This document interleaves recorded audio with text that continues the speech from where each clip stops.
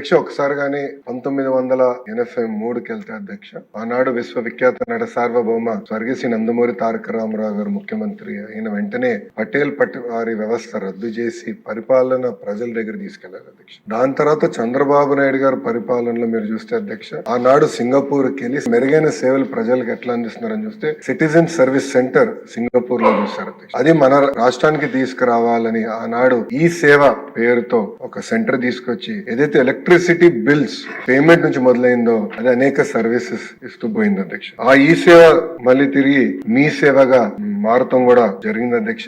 ఆ తరుణంలో కూడా చంద్రబాబు నాయుడు గారు ఎప్పుడు ప్రజల వద్దకు పాలన, ప్రజల దగ్గరికి వెళ్ళాలి, ప్రజల సమస్యలు తెలుసుకోండి అని పదే పదే ఆనాడు గౌరవ సభ్యులందరికీ చెప్పినట్లు నేను తెలుసుకున్నాను అధ్యక్ష. అధ్యక్ష చాలా మంది ఈరోజు స్టాన్ఫర్డ్ గురించి చెప్పారు అధ్యక్ష. నేను బలంగా నమ్మేది ఎంబీఏస్ ఫర్ ఇండియా, బట్ పాదయాత్ర భారత్ కోసం చాలా చాలా అవసరం అధ్యక్ష. ఎందుకంటే ఎంబీఏ ద్వారా టెక్నాలజీ నేను తెలుసుకున్నా కానీ ప్రజలు ఎదుర్కొన్న సమస్యలు నేను నేరుగా పాదయాత్ర ద్వారా తెలుసుకున్నా అధ్యక్ష. అధ్యక్ష ఇక్కడ ఉన్న చాలా మంది గౌరవ సభ్యులు నాతో నడిచారు అధ్యక్ష. కొంతమంది నా స్పీడ్ అందుకున్నారు, కొంతమంది నాకన్నా స్పీడ్ గా నడిచారు, కొంతమంది నాకన్నా స్లోగా నడిచారు. బట్ అందరూ నడిపించాను అధ్యక్ష.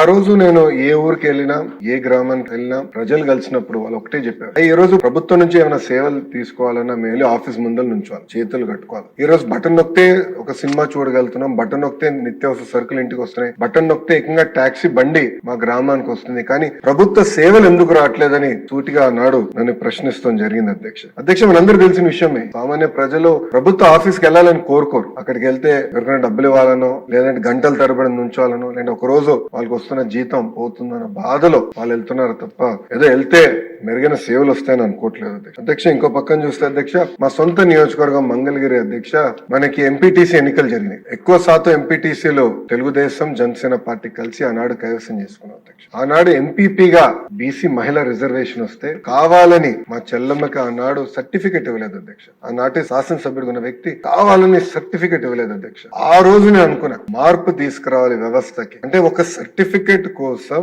ఎలా హింసిస్తున్నారు, ఎలా వేధిస్తున్నారు నేరుగా నేను ఆనాడు తెలుసుకున్నాను అధ్యక్ష.